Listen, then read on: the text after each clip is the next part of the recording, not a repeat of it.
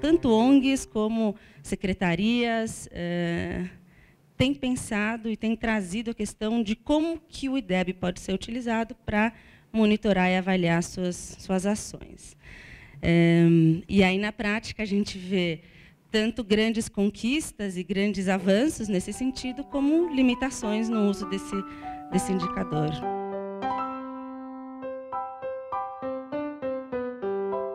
Quais são os ingredientes básicos aí do IDEB? Na verdade, o IDEB ele mistura duas coisas. A primeira delas é a proficiência ou a nota dos alunos nessas avaliações. Vou falar um pouquinho sobre elas.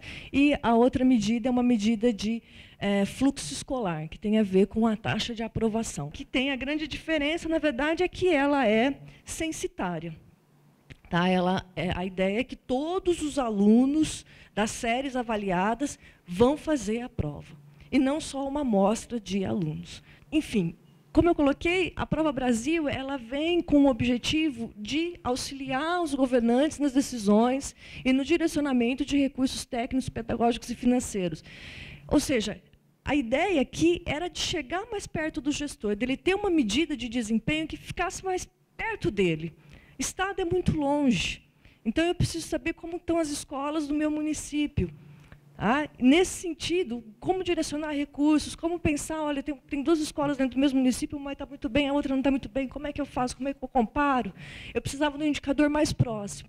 E a outra coisa também era no sentido de buscar envolver a comunidade, e aí o IDEB ele vai ter um papel bastante forte nesse sentido, né, de que era, olha, as pessoas precisam saber qual é a IDEB da escola do filho dele. Precisa saber por que o IDEB da escola do filho dele é diferente do vizinho que estuda numa escola próxima. Enfim, você precisa envolver a comunidade no sentido de pressionar por uma maior qualidade do ensino. Então, de novo, aqui a questão é que é universal, ela não é mais amostral, utiliza a metodologia, como o SAEB utiliza a teoria da resposta ao item. A ideia aqui dessa teoria é que eu tenho uma prova que é comparável ao longo do tempo. Tá? Então, não preciso ficar preocupada que, num ano, a prova foi mais difícil do que no outro ano. Não tem isso, as provas são comparáveis, de forma que, se eu olhar para a evolução das notas ao longo do tempo, a ideia de que, se aumentou, é porque está melhorando a qualidade do ensino, não é porque a prova ficou mais fácil, por exemplo. E aí a gente tem a outra ponte, que é o censo escolar. Tá? Que é uma outra avaliação que é feita pelo INEP. Tá? E aí as escolas informam no começo do ano os alunos que estão matriculados, e depois, no início do outro ano, ela tem que dizer o que aconteceu com cada um desses alunos. Tá? É daí, na verdade, que vem a nossa outra unidade de medida que vai formar o IDEB, que é a taxa de aprovação. E aí eu vou formar o IDEB, que nada mais é do que essa multiplicação entre a nota que eu obtive lá na Prova Brasil e a aprovação.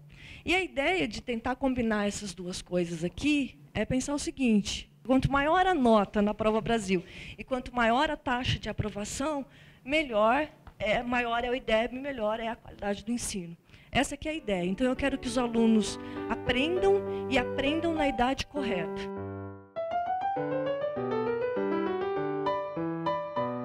A Prova Brasil e o IDEB, ele contribuiu bastante nesse aspecto aqui, da avaliação de larga escala, tá? Que é a questão da transparência, que é a questão da prestação de contas.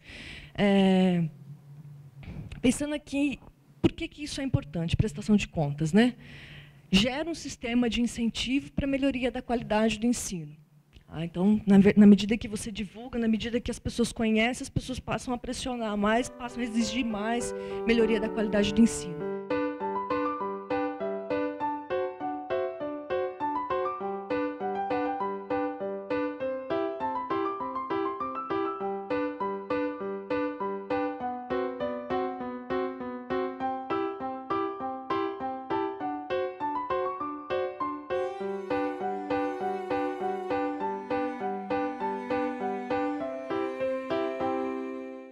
A gente trabalha bastante nesse modelo da parceria público-privada, né, com fundações, institutos empresariais e com as secretarias municipais de educação.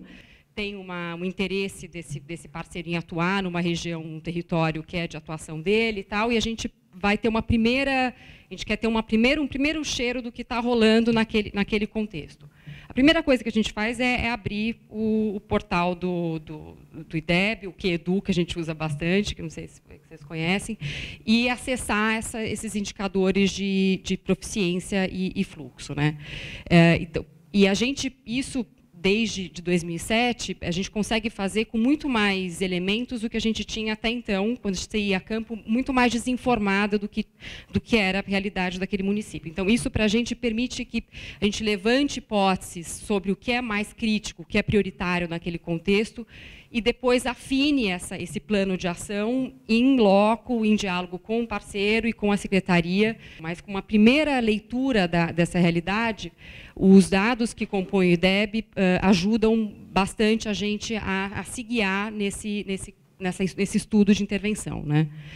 Além disso, tem acho que um potencial de alinhamento com a política pública, que a gente tem os municípios com IDEBs prioritários, que até se saber que eles tinham um IDEB muito baixo, ou abaixo da média, não recebiam tantos recursos do MEC, passaram a receber, porque isso teve uma visibilidade do próprio MEC, de quanto esses municípios estavam expostos à própria sorte e tal, e a gente consegue, então, compor com esses diferentes atores, com o MEC, com o poder municipal, com o poder estadual, uma intervenção que, de fato, apoie esses municípios que precisam mais.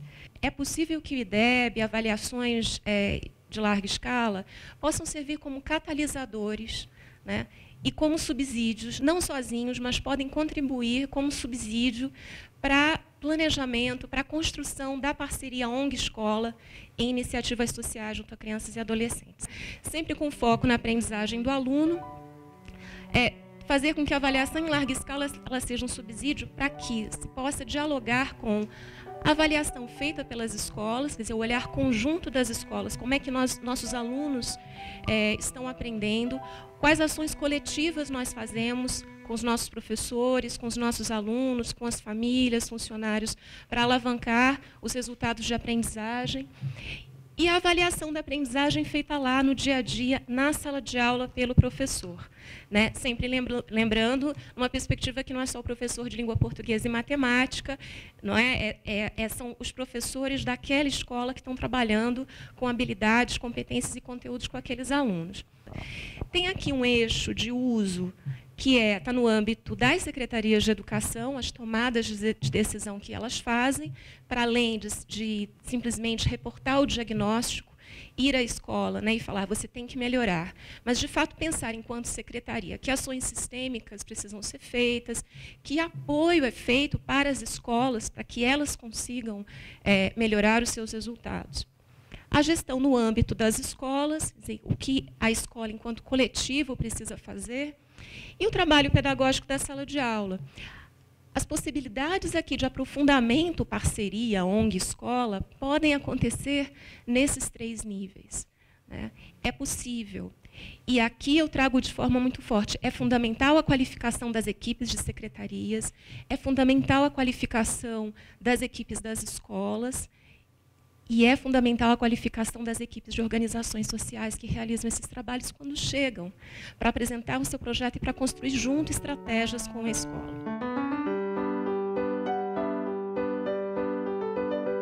Argumentos contra, né, para a gente até já colocando aí para o debate. Estou finalizando e colocando para o debate. Tá?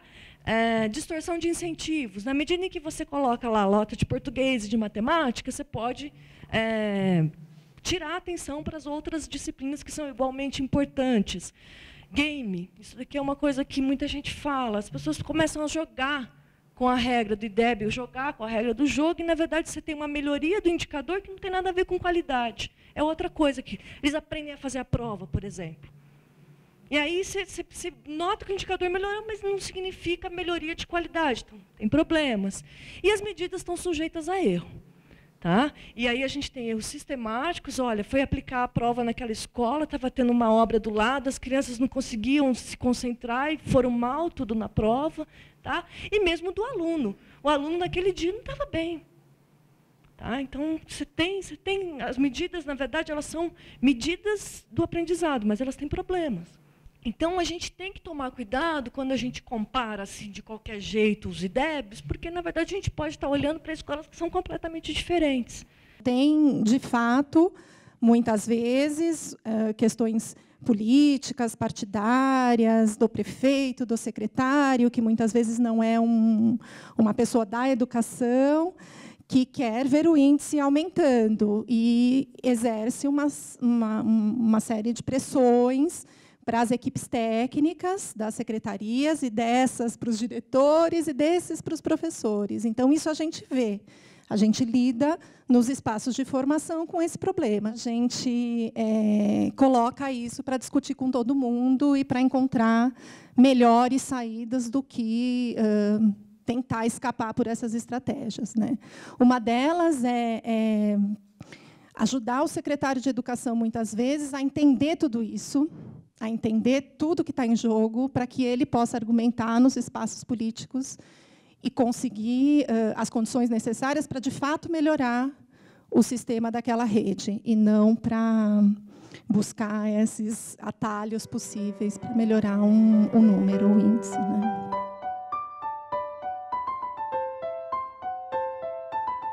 A gente tem que trazer outros indicadores para essa discussão que ampliem o conceito de qualidade de educação. Só comentar aqui, na verdade, essa questão do IDEB, do uso do IDEB, acho que ela reflete uma cultura dos indicadores que tá presente, acho que na nossa sociedade, né, de que bom, o que a gente faz? Nenhum indicador sozinho diz tudo, né? E aí, mas ao mesmo tempo a gente usa, e quando a gente usa, a gente esquece que ele é parcial. Então, me parece que tem sim uma questão que se expande para a área de avaliação de modo geral, que é como é que você sustenta a parcialidade do indicador, né? Como é que você usa e, ao mesmo tempo, sustenta que ele é parcial, que ele não está dizendo tudo. Isso é realmente andar em cima da navalha, enfim, a gente escorrega para um lado, escorrega para o outro. Mas, para mim, isso é uma questão muito importante. Como é que, na prática, a gente pode sustentar isso?